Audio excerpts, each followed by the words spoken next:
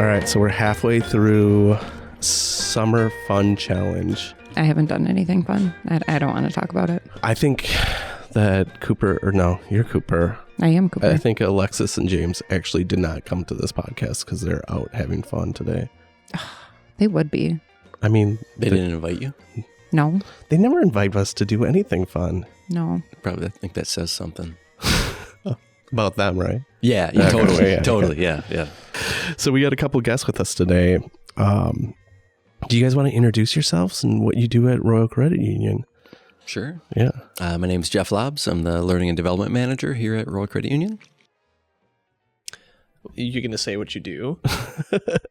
Learning and development, obviously. Yeah, it's in the title. It's pretty much in the title, right? For those that aren't in the industry, Jeff, maybe you illuminate a little bit of what your day-to-day looks like. Well, I think if I say what I do, we both kind of do a lot of the same thing, and I'll just give it away. Okay. Well, my name is Joshua Barnard. I work in organizational development. I'm an learning and development specialist. I pretty much just do what Jeff tells me to do. So. If only it were that easy, right? No.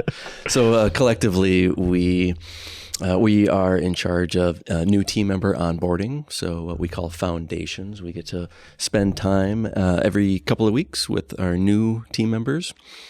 We also conduct or facilitate leadership development training, professional development training. We oversee our career planning program, our career development program, succession planning, things like that. Is this a unique department for a credit union or for companies, or do most companies have departments like learning and development? I think it is kind of unique. I think it speaks to Royal's values. I don't think it's totally unusual for companies our size, like around, between 800 and 1,000 team members / employees. But when we talk to other credit unions, like most of them have like a training department, right, that conducts, job specific training. But as far as like career development, leadership development, and things like that, not a lot of credit unions have that type of department. Right? At least not those that we've spoken to. Yeah. Obviously, there are some for sure. But I think, like I said, it speaks to the values that we have here. That our executive team, our board, really invests in our team members and into their well-being and into their career advancement. What are some of the big continuing education trends that are going on right now? Or maybe let's take a step back and talk a little bit about like what is career development or like what is professional development. So when we have a whole department dedicated to it, which is amazing if you work here and know what you guys do, but like what does that mean for the average person? For our team members, it takes many different forms, right? We have plenty of team members who have no desire to advance in their career, like upward or to a different position. They just want to be the best, whatever their role is that they can be, right? So those types of team members, we help them as well, right? So finding them resources. We have lots of different development systems that people can tap into, right? So even for those who, out in the world who don't work for Royal Credit Union, think about that as well, right? You want to be the most effective and contribute the most to your organization, or if you're a business owner, to growing your business, right? And that takes staying current on technology, on trends, on thinking in more creative and innovative ways, and development and education is a way to do that. Well put. What are some of those personality traits that push people forward to grow their skills? Like, where do they find that? What kind of people do that? Well, I think kind of getting back to that idea, you had asked about growth mindset a little bit earlier. I think that's one of the key characteristics of someone who's like really looking to get better at their job. It's being open to the idea that, hey, I want to grow. Maybe it's in my current position, as Jeff had pointed out, and I just want to be the best me that I possibly can in that position. Maybe I want to, climb the ladder, so to speak, and I want to get into that leadership position. Maybe I don't even want to do that. Maybe my career trajectory kind of looks more like a spider web where I might go over here and then I might go over here. And there's really no predictive path to that I can think of like right now, right? It just kind of goes where the journey goes. And I think it's being open to the idea that your career may not always be this linear process. Like I'm going to start in this department. I'm going to move into management in that same department. And then I'm going to move into like an executive role in that same department. It's being open to where that journey is going to take you depending on your interests, the company's interests, the company's needs, the changing environment outside. It's all those things. What are some of the roadblocks that hold people back from growing in their whatever way they can? I think number one is mindset, as we kind of alluded to already. If someone has what's called a fixed mindset versus a growth mindset, right? They feel like their skills and abilities are capped, so to speak. And I've never been good at math. Therefore, how am I going to learn data analytics or programming or something like that, right? So they put these self-limiting beliefs on themselves. I think that's a big one, right? And one that people can easily overcome. Right. I shouldn't say easily, right? That mindset is typically what you develop over your years of, growing up. But it is something that can be addressed and people can get past. I think another thing to think about too in terms of limiting behaviors is waiting for opportunities to come to you instead of being proactive in searching for those opportunities. Sitting around and waiting, like many times that can happen. Like you wait for your boss to come and give you an assignment. You say, well, golly gee willikers, cool. Now I can go and I can do that thing and I can really show them what I'm capable of. But there might not always be the fastest way to gain a new skill or a new perspective. A lot of times leaders are looking for people that are showing initiative, right? That are willing to take risks, knowing that maybe it doesn't work out, maybe I get shut down, or maybe I fail. But oftentimes those risks are rewarded even in failure because we learn through that failure. So it's not just sitting around and waiting, but actively going out and trying to seek what is it that's going to help me? What do I really want from my career? You have to take an active part, right? It's your career. It's your livelihood, right? So you need to advocate for yourself. And sometimes that's really coming to your leader with an idea of how you might be able to expand your role or change your role or contribute in another way, right? And that shows that initiative, that most leaders like that, right? They want team members who are curious and who will, take things into their own hands. I think one thing that sometimes limits people is thinking that what they're doing isn't enough, So I think we get really caught up in, oh my gosh, I have to take a course or I need that certification. It could be reading an article about how to give really good feedback, and then maybe just role play it with your leader in a one-on-one or with another team member.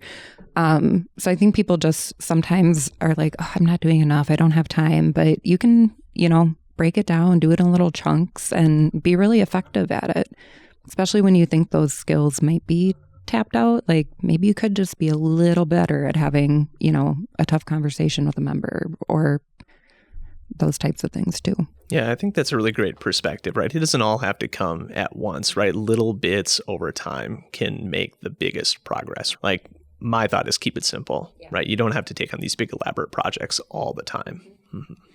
I think the key thing there, Cooper, like you said, is to do something then with that information, right? If you're constantly just only consuming information, like taking classes, reading articles, reading books, but not doing anything with that information, what good is it really? It satisfies your own curiosity, but it doesn't enhance your skill set at all, right? And that's what leaders and workplaces want. They want a skilled workforce. And the only way that you get that is by applying the concepts that you're learning. Yeah. And so what Jeff's getting at is the experiential side of things, right?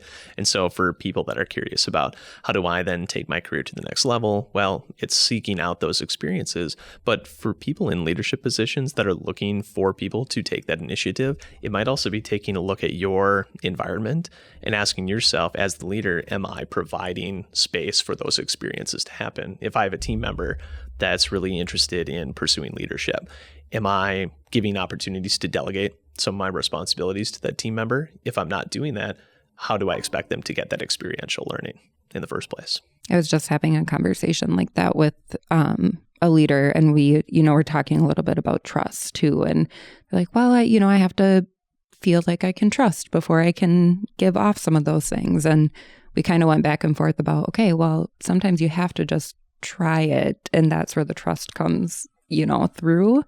And so that was interesting. So sometimes, when you want those opportunities, it can be scary that your leader or your boss doesn't want to give them up. But maybe just asking and being like, can I just try it one time, and, doing a good job and going from there. You're talking about putting it into practice. Is like, as a videographer, as an editor, there's a lot of times that you get sucked into like watching product videos and learning about new equipment, and you feel like you're learning, but it's kind of like a trap because you're not actually going out and doing stuff. You're just kind of, it's almost becoming entertainment. Do you see that quite a bit in people trying to grow? Yeah. How do you break that? Yeah. Usually, like we'll see people taking all kinds of courses, right? Because we have like here at Royal, we have access to things like LinkedIn Learning and other systems that's so easy just to sit down and consume course after course after course, right? But what we try to promote is there's a specific model called the 70-20-10 model, which is sort of a general model that you can use to apply to learning anything, really. It might be videography, it might be Excel, it might be how to ride a bike even. And those numbers are like rough percentages. And the percentages represent how much, say, time and effort and energy you might put into a certain style of learning or a certain category of learning. So the 10% represents sort of formal learning. So that might be like articles, books, courses, things like that, right? So 10% of your energy, 10% of your time should be spent formal learning. The 20 stands for 20% of like social learning, right? So learning with or from other people, like maybe getting a mentor or asking for feedback, going and observing someone. But the vast majority of how we as humans learn is through doing, and that's the 70%, right? So that's the experiential piece that Joshua referred to, right? So the actual like applying and doing. So we try and promote that as much as possible. Right. A lot of times when we look at like development plans and things like that, those numbers are flipped, where the vast majority of what's on people's development plans are the courses, the articles, and things like that, because they're easy. It's easy. They're easy to consume, easy to check the box. It makes you feel like you're accomplishing something, right?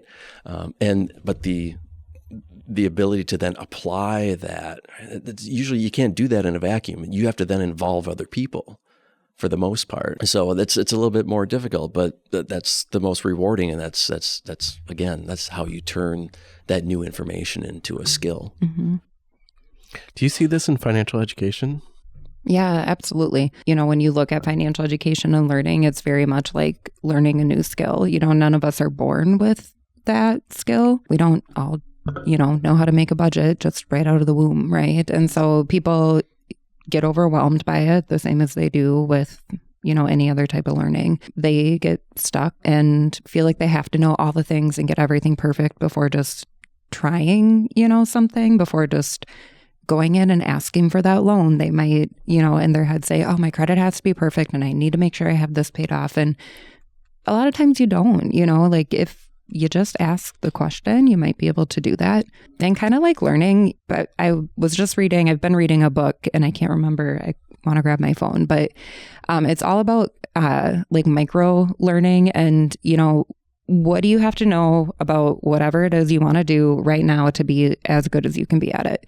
So, it might not be reading an entire book on 83 different types of budgets. It might be pick one, try it. If it doesn't work, adjust it and figure out how. Like, you just do the thing, or you learn just that portion that you need and then apply it and then go from there. Financial education is a lot like learning development, upskilling, and improving. Yeah, you probably see, when you're working with people on their financial well-being, I would imagine, I can envision that you probably see people spending a lot of time focusing on building their budget. but then maybe not implementing it Yes. or sticking to it. And that's kind of like with learning too, right? It's kind of scary Yep. to try new things. Yep. Right, because you might fail. The first time at trying something, you certainly might fail. Yeah. Right, but if you can really take that growth mindset approach and go, you know what? Yeah, I'm this might not go so well the first time, but boy, what am I going to learn from this that I can then apply the second time that I do this or the third time that I do this. Yep. Right? And the thing is, like, people don't have to do it alone either, No. right? Like, so if I'm using the budget example, right? Like, I spend a lot of time creating this budget. I use this really cool application. Oh, it looks perfect and everything, right? And then it's just my behaviors are the thing that's holding me back, where I just can't stick to it. I got to have that $4 latte every single day. Have an accountability buddy, right? Someone who you can talk to and like share your progress with, like, however frequently you want to meet. Maybe it's once a month I sit down with somebody and whoever it might be and say, hey, this is what I did this month. And oh yeah, look, my latte budget is like, ooh, I blew it out. What am I going to do about that? And just having that person to sit down next to you and say, well, I think you know what you need to do. You need to cut some lattes out, right? Like, and just having that person next to you saying that might be the piece of the puzzle that helps connect it all together. So when we talk about at work, finding that mentor, it doesn't have to be your leader, right? It could be someone else in your department. It could be someone from a totally different part of the department, or the organization rather, or even like from an external source, right? From an entirely different organization altogether. Somebody else to help be that outside perspective could really help. Yeah. People learn, like everyone learns a little bit differently. Some people pick things up more by doing. Some are listeners. Some like to watch a video. But figure that out and don't be afraid to try different things. So yeah, you might have tried that budget app with 86 different categories and it looked cool, but the reality is that's way too much to have to like make sure each line item. That was me for a long time. What do I do now? I just have 2 checking accounts. I have a spending one and a bills one. That's it. Keeps it simple. All the things I spend come out of that spending one. When the money's gone, it's gone. Easy, right? Might not think that's the right approach to it because I don't have a line item for every single thing, but it works for me and I've been successful, right? Same thing with learning and development, put it in there. Ask your leader if we're so lucky at Royal because we do have such great leaders that care about development, but asking them to help you connect the dots too, having that accountability partner where, okay, it's the latte, you probably don't need to buy those, but maybe if you're like, oh my gosh, I can't do this. I don't know how to show that I can apply this skill. And your leader or team members often see the things that you don't, where they're like, oh my gosh, Steve, you actually do that all the time. And here's a couple instances. So I think that it's good perspective to have those people on your side. Yeah, continually asking for feedback, right? Because we can think that we're doing a good job, or we might think that we're doing a poor job. But it's the observations of other people really that can validate or invalidate what our own thoughts are. Mm-hmm. All right. So you're sitting in your role and you feel like you do want to develop, but you have no clue where to start. Where do you begin with that? It's kind of taking stock of what your interests are, what your skills are. There's a really great resource that the Department of Labor provides. It's called ONET. It's an occupational network. So you can go to the basically Department of Labor's website, or you can just search ONET, O-N-E-T. It actually is O, and then there's like a asterisk, and then net. You may have to make it complicated. Yeah. I got to make it look cool, right? But there's some assessments on there that you can. It's totally free, right? So you can take an interest survey, and then it will provide you with a report, and it'll match up your interests against their database of I can't remember, 900 different occupations. And then that report will list kind of your top, say, 10 or so matches that you might think about or consider. And then it also gives the salary range, the typical salary range for those roles or those jobs, the skills that are needed, and then also the employment projection going out 5 years or 10 years to see. So you can see okay, is this a job that is growing in demand, or is this declining in demand? So that's a great place to start. right? And yeah, the database only has like 900 jobs in it. So, if and they're rather generic, right? So like we've used that here a couple of times at Royal, where like I have someone go ahead and take it, and yeah, the job that it might recommend bartender, right? Right. And obviously we don't have bartenders here at Royal Credit Union. Not yet. Not yet. But I don't necessarily see that in our near future at all. But you think about like, okay, what is a bartender really good at? A bartender's really good at customer service. Right. And listening to people's problems, right? Providing advice and things like that. Right. So adapting to the person in front of you. Yeah. Empathy. Right. So I mean, we have lots of roles. I do bartend on the weekend. So I'm like, depends on the bar. But yeah, empathy's too, good. Right? Yep. Yeah. So those are skills that really can align with a lot of different roles. Cash handling is a big one. I know the bar I work at, I've worked for 13 years. It's a family-run bar. But when I first started being a teller, I mean, those bartending skills and cashiering and even cooking and the fast-paced thinking and stuff all applied to the exact same, scenario. Yes, I was doing a very different job and, you act a little bit different, but it was all the fundamental skills that I learned through cooking and bartending that allowed me to do that job and then gain the knowledge and move into other roles and host a podcast now. Yeah. So like you shouldn't just like think about, like remove your job title completely from the mix and really look at what it is, what skills do you bring? What do you enjoy? What skills do you want to develop? What piques your curiosity? Right. I think, Steve, too, if like someone's looking for where do I get started? Okay, you know what? There's kind of twofolds. Maybe there's something you really want to do in your current role that you're like, okay, you know what? I'm going to focus on honestly just, having faster phone conversations. Okay, well, what does that take? You can Google it, and say, how would I develop XYZ skill? And then maybe look and see what development system your organization has or what resources, or if you have a Josh or a Jeff, and say, hey, I really want to work on this. I don't know what to do. Well, cool. Like that's why they're there. Or just, again, throw it into like ChatGPT or Copilot or something and say, hey, I want to develop this skill. What websites would be good or where would I find it? So you can kind of do that if you're looking for that. But then if there's, a new role or something, look up the job description. Is it posted right now? Can you see the skills that they want you to have? Well, do you have those skills? Have you had them in other capacities? Can you show that? And if not, sometimes it's, dusting off old skills too and being like, oh, okay, you know what? Actually, I can do that. Let me get a letter of reference, to be able to show that. Or let me, I can make a quick video to showcase my video skills about how much I want to work for the company. So you can kind of break it down into those little steps too. Like just pick one thing you want to do and go from there. Yeah, just start, take action. Yeah, and I think to add to that too, it's like, looking at a piece of paper that tells you here's the job, here's what the job description is, what you're going to be doing, here are the skills.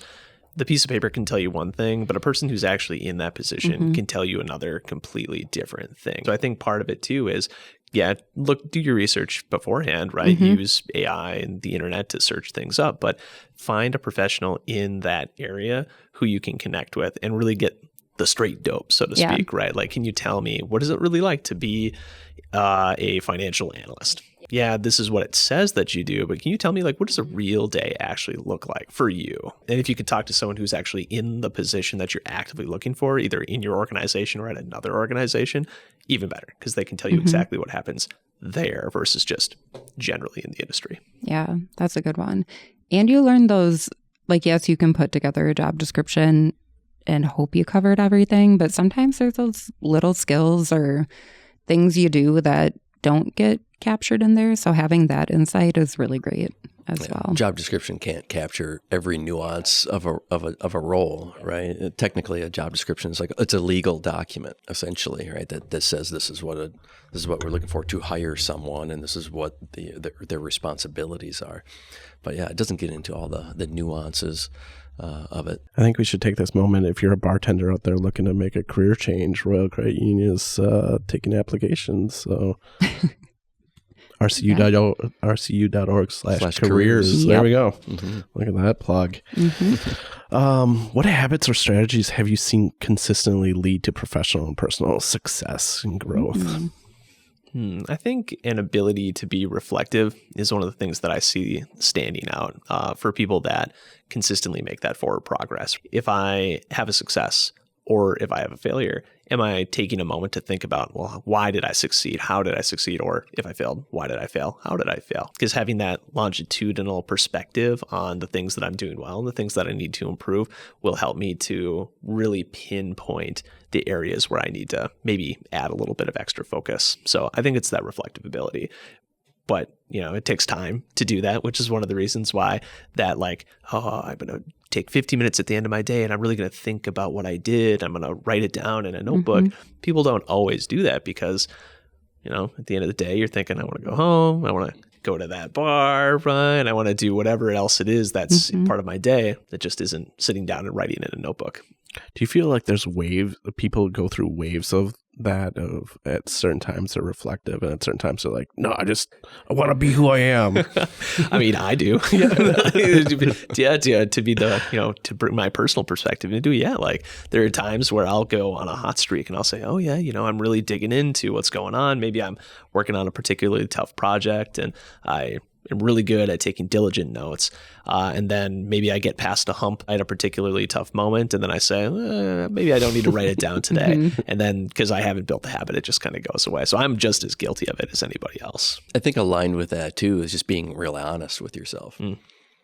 Especially when it comes down to like self-assessments, like assessing your skill set. Am I really an expert at Excel, right? Or because I know some people who are really good at Excel, right? And who I would definitely consider an expert. I'm nowhere near as good at that at Excel as they are. But if someone were, especially someone who might be hiring me, says, "How good are you at Excel?" I might be like, yeah, "Of course, I'm great," right? Yeah. But deep down, I'm like, "Oh, I know better," right? Yeah. So, like, especially when it comes to that, taking stock of your own skills, like save your ego for the interview, right? Like that's. When you're trying to figure out where your gaps are, that's not a time for your ego to get in the way and tell you how good you are at something, right? And like really be honest with yourself, because otherwise, you're not going to identify the right skill gaps or to the right extent that you need to. Or if you do say you're really good at Excel, be really good at figuring out how to do whatever you don't know how to do. I'm like, yeah, I can do Excel, but queen of the YouTube videos. They're the best. On that topic of skills, right? Like Excel, I would consider kind of a hard skill because it's like a very specific application. Don't forget about the soft skills too. The thing, soft skills, things like how do I communicate with other people? Some people think that they're really great communicators as well, right? Like, oh, I have no problem talking to people. I can talk all day. It's like, well, great. You can really talk to people, but are you a really good listener?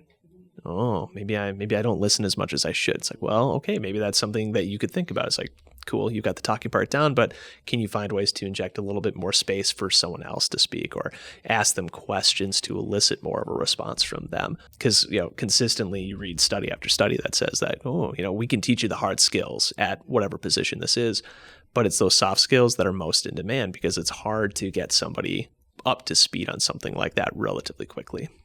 How do you grow those soft skills? And how do you showcase them, like in that interview? I think that can be hard where you might be, I'm a great communicator, but if you're actually not, I don't know. How do you show those? I think if you go to an interview and you don't ask the interviewer or the hiring manager a single question, that tells me a lot, right? That tells me you're not curious or you're just really nervous, one of the two, right? And you maybe really don't want the job if you maybe you just want the paycheck, right? But you don't really want the job, the responsibility. right? If you're not curious enough just to even ask me a question about the job. So I think that's one way to kind of showcase it. As far as developing them go, I think a lot of the things that we talked about, getting an accountability partner, someone else that you can practice with, joining Toastmasters, whether your organization has a Toastmasters chapter or, most regions or most areas geographically have Toastmasters has such a wide reach, right? Jeff, what is Toastmasters for someone who might not know? Like, why would I join that group? Yeah. Traditionally, Toastmasters are thought of as a professional speaking or public speaking kind of group, right? But I think it's way beyond that. You can learn leadership skills. You can learn critical thinking skills. You can learn like thinking on your feet kind of skills. So it's not all just about speaking in front of people, although that's a big part of it.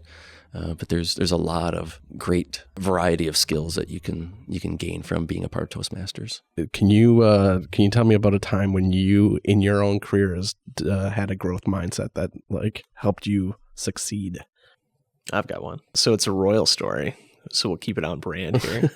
I guess I'll have to back up even before then. So in a previous life, I was a public school teacher, and I thought that I wanted to do that forever, right? Like I was going to be in the school district. I was going to teach for 30 plus years, going to retire, right? Get the pension and all that fun stuff. Well, that didn't happen. I eventually was like, I want to try to explore some new things, but I don't really know what I want to do because teaching was all I ever thought about, kind of without even a real plan, but knowing that something would come to fruition. I went up to my wife, who's not my wife at the time, and I said, hey, what do you think if I just quit my job? She's like, well, you're going to find something else, right? I'm like, well, yeah, of course I'll do that. She said, okay, I trust you. We'll make that happen. Well, very quickly, I started to panic because I'm like, oh, crap, I need to have a job. And I settled on a position at Royal, working in our member service department. I had no idea what financial services was. I'd never worked in a call center before, which is what the job was going to entail. But I said to myself, Josh, like, this will be a new experience for you. I think that this will be really good. You don't have to do this forever if it really doesn't work out, right? Or you don't feel the love, but at least give it a shot. And I had been a member at Royal, so I was like, it sounds like a pretty good company to work for. And then in the process of doing that position, I learned a lot about how this organization functions, and I got connected with organizational development by doing some special projects with another one of our colleagues, Nikki Kennard. And I was like, wow, you can do that at an organization? You can like do teaching stuff? And she's like, oh yeah. So I was like, oh, how do I do that too? Right? Are you hiring? And no, they weren't hiring at the time. But I knew like from that moment, I was like, that's what I want to be doing. I went back to teaching for a little bit because again, they weren't hiring, but I was keeping my eye out like, oh, at some point it's going to happen. And fortunately enough, about 3 years ago at this point, a position had opened up. I put in the application, said, hey, I really wanted to come back. I've been watching the whole time. And, thankfully it worked out. So I think from that perspective, right, it was the idea that I opened myself up to the experience, not knowing exactly where it was going to go. And at this point, I'm probably in the best place for my career that I've ever been in. I think that's a pretty good example. Yeah. That's a really good one. Yes. I love it. Jeff? Yeah, so my story was at a different employer. It's kind of like the situation that put me on the trajectory to where I am today. Really, I had a leader, she was just a great leader, and she really instilled a lot of confidence in you, right? And I was a trainer at the time, and she came up to me and she said, Jeff, I have to do all of these sexual harassment trainings in person at our company, and it takes me hours and hours and hours. We had like about 3,000 employees, and she would have to do them all in person, right? So she's like, I want you to create some self-paced training on the topics that we could just administer to people, have them go through. And this was before there was software that would do that for you. Yeah.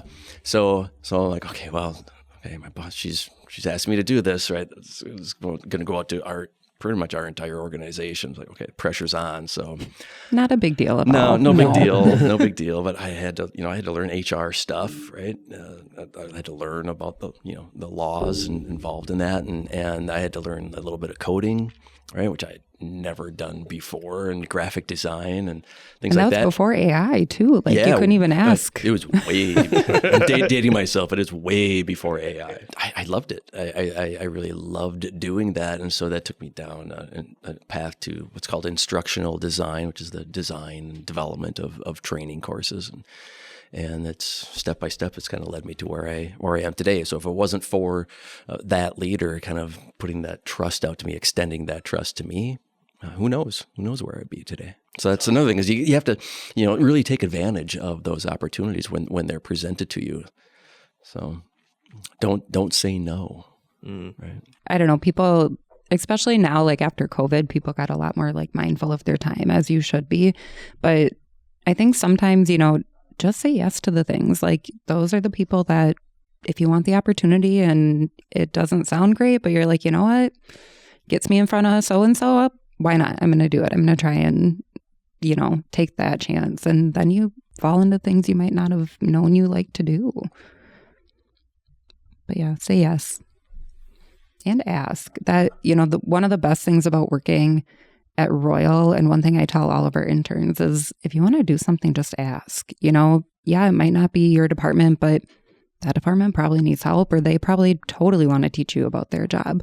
And if they say no, whatever, there's other ways to gain those skills, but just ask, just try it. It's great. Steve, when have you had a growth mindset? I want you to tell the story. We were talking early on about taking on projects. So I've made 3 feature-length movies. Yeah. And when you start telling people that you're doing this for zero money and it costs a lot of money to make and a lot of time, people start saying like, why do this? And then you finish the project and nobody watches it, and people are like, why did you do this? But then my first movie, I got my next 2 jobs off of that, because I was like, look at what I built, just driven by myself. This is what I can do. And they're like, yeah, that's impressive. Like, you had no reward from doing it. But yet you still did it. But you still did it. Like, and we're going to pay you to do this job. So that's a great story. Well, what about you, Cooper? Part of it has been saying yes too much, right? Which I know I just said, say yes to all the things, but you can do it too much. But I'm trying to think of a specific situation. I've always tried to do the things that kind of scare me a little bit, kind of like your story. Like, I don't know how to make a digital self-paced training. Like, that sounds terrifying. But if you say yes and then you figure it out, you gain so much from it. I've been really lucky and said yes to a lot of opportunities that have really built the network that I have in credit unions and the connections. And so I think that's a big one. Don't be afraid to go to that conference on your own. I flew to Brazil by myself on a scholarship I got to meet with another credit union. Terrifying, but the best thing I've ever done in my career. And so, saying yes and building that network and having the confidence can take you really, really far.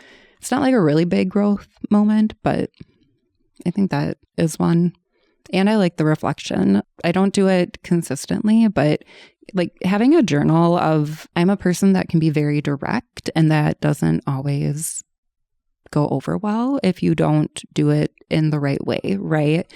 And so for me, being willing to like take that feedback and learn how to be open to it, but then also taking the time to like reflect on it and say, yeah, okay, I get it. Like, yep, that wasn't great. So I've done like a journal before and written things down, and they help you just kind of sort through them, or doing it before having a conversation, like taking more time when I'm not a planner person, like I'm a last minute, whatever, but taking that time and seeing the impact that it has, and how the conversation goes really differently. That was another kind of been a growth thing that I've been working on and trying to get better at. As we wrap up today, is there any other tools or more tools that people could be looking into if they're looking to develop their career, have that growth mindset? Oh, yeah.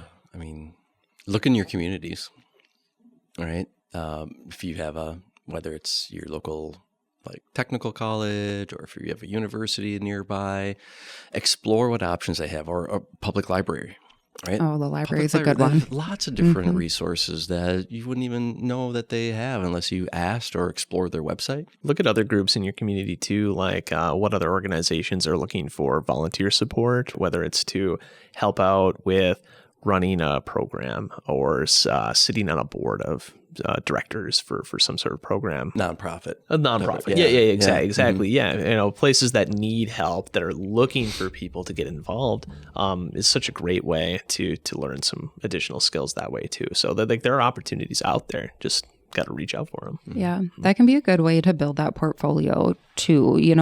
Okay, you are learning and development. Well, maybe you volunteer for a nonprofit, you sit on the board and they're like, oh my gosh, we just have to figure out how to train our employees on XYZ topic. You might be able to say, I don't actually do that right now in my role, but I know how to do that because I've done it before. And now you built a training and you can add it to your portfolio. And that organization was really excited because they didn't have to pay you to do it. But those are good ways to build some of those leadership skills or get a chance to apply them too. Yep. And it gets you out in your community too and builds your network, builds connections. So. Yeah, which is great. good. Well, thanks for joining us today. Thanks for it's having good to us. be here. Yeah. Cooper, Steve, if people like money donuts, what should they do? buy me lots of apple fritters. That's not the right answer. They should probably Do not buy her apple fritters. Please don't. If they like Money Donuts, they should follow us on all of our platforms. We have a YouTube, an Instagram, all of that. A Facebook? A Facebook. They can subscribe on whatever platform they like to listen to podcasts on. Should we just start making up social names and saying that we're on them? Yeah. We're on Squiggles and Yeah. I can't think of any other fake social things. Squiggles. Which kind of is a cool name. I think I might Oh, squiggles.org. Squiggles.org. I wouldn't be surprised if it's already taken. Probably. Great. New social media. Yeah. MySpace. Find us on MySpace. Put us in your top friends. Put money donuts in top friends. Dated myself a little bit there. But yeah, they should follow us. They can leave us a review. They can send us a message and tell us what they want to hear. Cool. But yeah. All right. Till next time. We'll see you later. Oh, and make sure you get some fun stuff in for next episode. Okay. Do it. I will have fun. All right. Sounds good. Let's go All have right. fun.